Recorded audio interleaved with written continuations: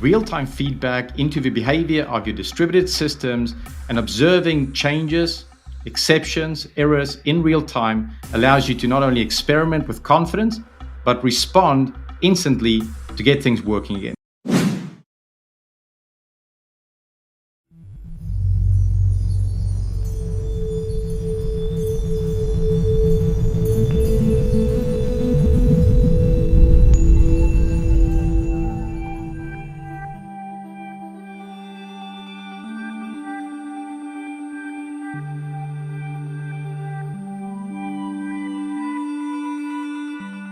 Hello, today I wanted to walk you through how I built interactive command line tutorials using WebAssembly.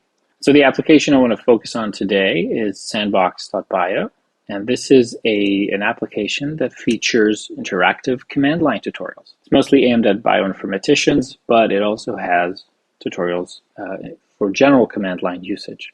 So here I have an awk tutorial. On the left you have the instructions, and on the right you have this playground where you can start writing commands and executing them right away. So here I'm taking the first few lines of a file, but I can also make more complex commands like taking the output of awk that prints the third column and piping it into the head command. And what's interesting about this is that not only is it running the real awk, this is not a simulation, it's running awk in the browser. There are no servers that do any of this computation. How, you ask? Well, that's where WebAssembly comes in. And so let me start by telling you a bit more about WebAssembly itself. To me, WebAssembly is just another language that you can use in the browser. We can use HTML, CSS, JavaScript. Now we can also use WebAssembly. Now, the key difference, though, is that WebAssembly looks a little strange. So here's a very simple piece of code in WebAssembly that defines a function, and this function returns a string that has Conf42 in it. That's all this does. This looks pretty complicated, but the thing about WebAssembly is that you don't write this code directly. It's a compilation target, meaning that you write code in another language, or you take existing code in another language like C, and then you compile it to WebAssembly so that you can run it in the browser. So that's why people talk about WebAssembly as being a compilation target. The best support that we have today is C and C++ and Rust, but there's other languages that you can absolutely compile to WebAssembly. So why? The reason WebAssembly has been really powerful so far is three things. Number one, reusing code. All these are examples of tools that were on a desktop or on the command line that have been ported to the web without having to start from scratch. Number two, performance. In some cases, you can replace slow, heavy JavaScript computation with faster, more optimized WebAssembly, and you can get speed ups. And number three, there's this idea that you can really run WebAssembly wherever a runtime for it exists. So there's WebAssembly runtime in the browser, but there's also WebAssembly runtime outside the browser, right? If you do edge computing, like Cloudflare or Fastly, if you use Node or Dino, you can run it there as well, or you can run it on small devices. Now, how do you concretely get started? How do you compile things to WebAssembly practically? And if you're compiling C and C++ tools, I would say by far the best choice is Mscript. It's a fantastic toolkit. It helps simplify this compilation and offers a whole bunch of utilities that I will mention in a bit. All right, so let's take a look at a concrete example. We have this command line utility called seektk. This is a tool commonly used in bioinformatics. And what you should note is, number one, it's a useful tool. Number two, it's written in C. And number three, I want to run it in the browser. How do I do that? And so if we put WebAssembly aside for a second, how do you compile this tool in order to run it on your own computer outside the browser? Well, you would use a C compiler like GCC. And so here you tell the compiler, I want to output a binary file called seektk, and I have a whole bunch of flags. If you want to do the same thing but compile it to WebAssembly, what you can do is use Emscripten's EMCC. So this stands for Emscripten C compiler. It's basically a wrapper around GCC that makes the compilation to WebAssembly easier. So it looks fairly similar. Instead of outputting a binary file, you output ctk.js. The note here is that this actually asks Emscripten to output both a .wasm and a .js file. So you may be wondering, what do I need the JS file? I thought this was WebAssembly. And it is, but one thing that Emscripten does is give you this JavaScript file, if you want it, that helps you initialize the module, helps you deal with calling various functions, has a bunch of utilities around file systems that I'll mention in a second. So that can be really powerful to avoid having to rewrite all that yourself. And so you can see the other flags are fairly similar, except when we get to -lz. So this means I want the zlib library. And so instead of using that, you tell Emscripten use zlib equals 1. Because the alternative is you would have to bring in the zlib code and have it also be compiled to WebAssembly. And you don't have to figure that out. You can just tell Emscripten, yeah, I want zlib. And Emscripten does that for a whole bunch of other libraries that are commonly used. Zlib is very commonly used for compression, but if you use PNG files, you can use libpng. If you do a lot of graphics or games, you can ask Emscripten to load SDL the same way. And the last thing I'll mention is this force file system. You technically don't need to tell Emscripten that, it will figure it out, but I just want to make it explicit here that most command line tools expect there to be a file system. Like they operate on files, they output files. And so to make it possible to use that tool as is in the browser, Emscripten creates a virtual file system. In the browser, in memory, it doesn't affect your real files, it's just a mock file system. But it helps you do things like you can ask the user to give you a local file, and then you can mount that file on the virtual file system, giving it a path that you can then give to your command line utility. And so then it can work the same way it normally does. And so this is another thing that you get out of outputting this .js file. Okay, so how do I actually call ctk then? Well, if I'm on the command line, I just call ctk like this and give it the parameter. With Emscripten, you would do module.callMain, and this is JavaScript code, right? And then you give it an array of parameters that you want to give the WebAssembly module. And then behind the scenes, Emscripten will figure out, how to convert this to something that the WebAssembly module will understand. Because keep in mind, WebAssembly only understands numbers, right? So you can't pass in strings, you have to do this transformation. So this was using GCC, but Emscripten has a whole bunch of wrappers for other build tools. If you use G++, you can use EM++. If you're making a library, EMAR. Same thing for make, CMake, and configure. You can use these wrappers from Emscripten to do the compilation. Now, one thing to keep in mind is that I just showed you a pretty simple example. It can get pretty complex to compile something to WebAssembly. Some things use threads. Emscripten has some tools to make that easier, to use web workers for that. Some tools use SIMD. Now, that's not entirely supported. WebAssembly currently supports SIMD 128 bits, but if you're using something different, it might not work. If you have assembly code, actual assembly code in your C program, you absolutely cannot compile that, right? And so in those cases, if that code is only there for optimizations, there's usually flags that you can use to disable that, to get around it. And there are other things like this that make it a little harder to compile it. Or if you have sockets, that's really tricky. You have to work around that. And so anyway, if you're curious about learning more about how to compile things to WebAssembly for use in the browser, I wrote a book a few years ago focusing on that called Level Up with WebAssembly, and you can check it out at levelupwasm.com. Okay, so now back to sandbox.bio. We have these tools that I want to be able to run in the browser, like awk, grep, jq, and a whole bunch of core utils like ls and head and tail. These are all written in C and C++. So I can use the process I talked about earlier and compile these tools from C to WebAssembly, and now I'm able to run these tools in the browser. So just to put it into the context of the application, where do I actually execute these WebAssembly modules? So the first thing is, we're going to use xterm.js, which is a library that helps you simulate the look and feel of a command line. But of course, this library will only make it look like a terminal. You still have to interpret the commands and do something with it. And so what I do is essentially parse the user's input into an abstract syntax tree. So this lets me get a clear view of what are the programs that are running, what are the parameters that we give the program, and we need to be able to handle operations such as piping, right, where the output of a command is the input of another. Process substitution is also common on the command line.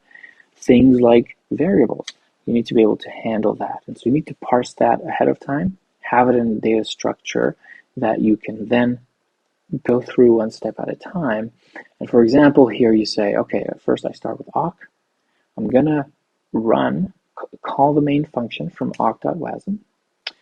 I'm going to give it these parameters. And then, I want the output of this to be the input of the head.wasm module that I will call.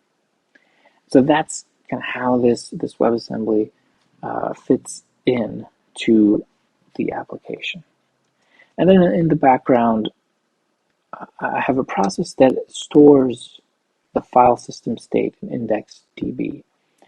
So this is because I want users to be able to make modifications to these files on Emscripten's virtual file system, but still be able to see them when they refresh the page. So if I modify this orders.tsv file, for example, I want that to be maintained across sessions. So why use WebAssembly for this use case? What are the alternatives? Well, so here's what it looks like with WebAssembly. Right? You have a browser, you have a server. All the server needs to do really is give static assets to the browser. This is the JavaScript for the app logic and the utility code that we get from Emscripten, but it also has the .wasm binaries. So then once these are in the browser, anytime you need to run a command, you just need to execute it in the browser. You don't have to reach out to the server at all. And also, like I mentioned, we keep track of the file system state in the browser itself. And so here's what it would look like without WebAssembly. If we can't run things in the browser, then we have to run them in the server. And so the server would provide the browser with some application logic.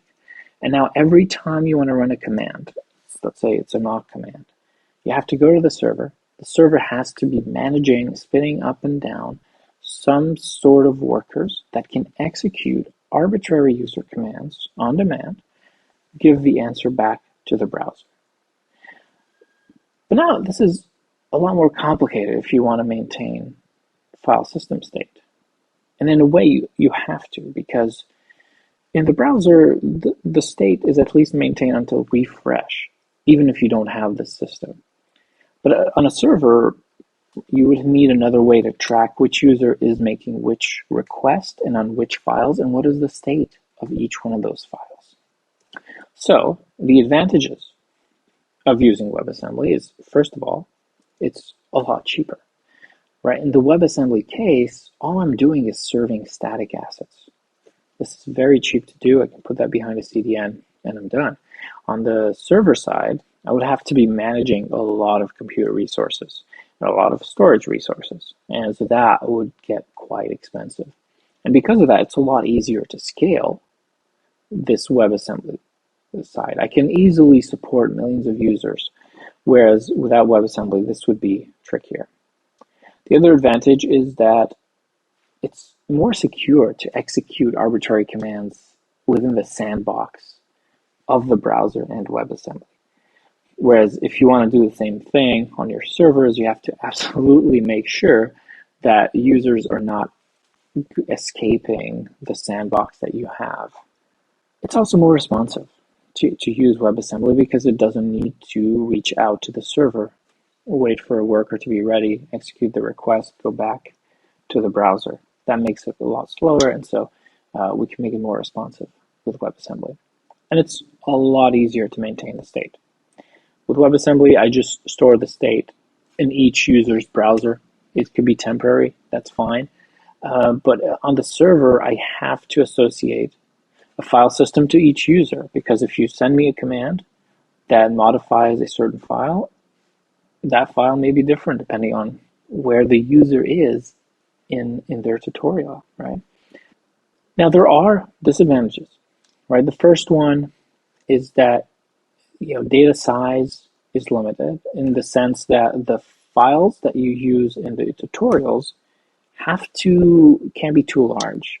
If they're too large and you're doing too much computation, the browser just won't support it. It's going to take too long. It's going to lag things down very dramatically. And so the way around that is that the tutorials use a very small subset of large data sets to illustrate the point of using some of these tools.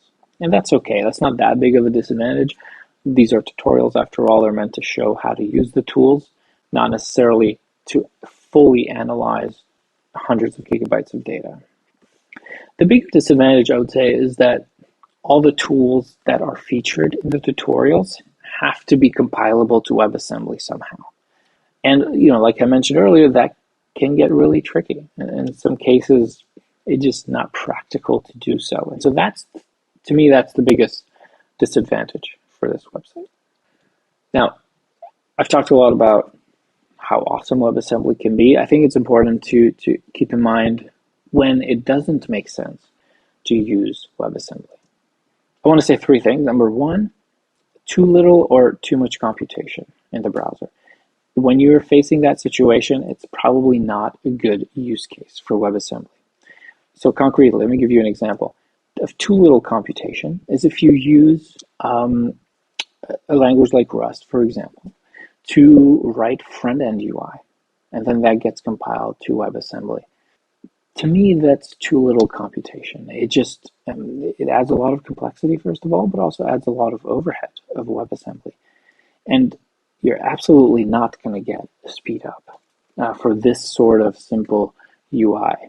And so for that, I would say probably not a good use case for using WebAssembly. The other example is too much computation. If you're running some analysis that takes 24 CPUs and 50 gigs of RAM, probably stay clear from using WebAssembly for that purpose as well.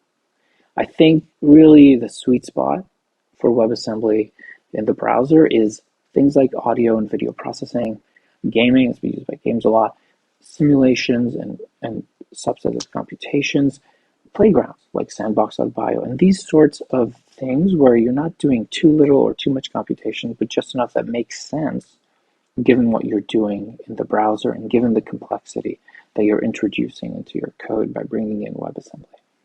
So number two is you don't need to use WebAssembly yourself if someone has already done the hard work of compiling the tool you're interested in to WebAssembly. So make sure you leverage these libraries like SQL.js or PyDI if you want to use SQLite or Python in the browser. The idea being that now you're just using an off-the-shelf JavaScript library. As far as you're concerned, whether they use WebAssembly or not is kind of irrelevant. And that is a great place to be in because it means that you don't have to deal with all the maintenance burden and the compilation burden. And number three, don't try to replace containers, right? When we talk about using WebAssembly, so far I've mostly talked about WebAssembly in the browser. But you can also use WebAssembly outside the browser.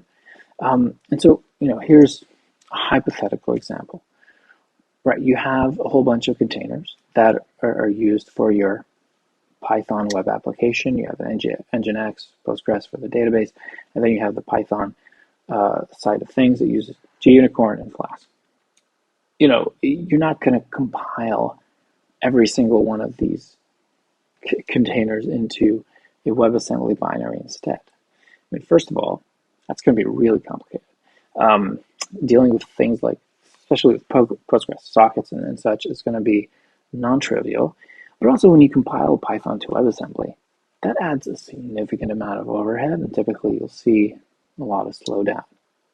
And also the benefits just aren't really there. And so to me, this blind replacement of containers with WebAssembly does not make sense. And I think most people in the field agree that WebAssembly will not replace containers.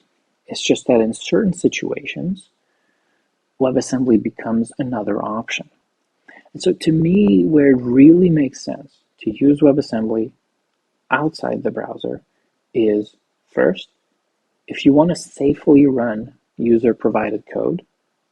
And so what this means is if you have an application and you want to let users write code to extend the functionality, using a sandbox like WebAssembly outside the browser makes a ton of sense, and that's a really good use case. Another one is edge computing. If edge computing is the idea that you can spread your code all over the world, and depending on where your users are, they will execute the code on a data center that is closest to them.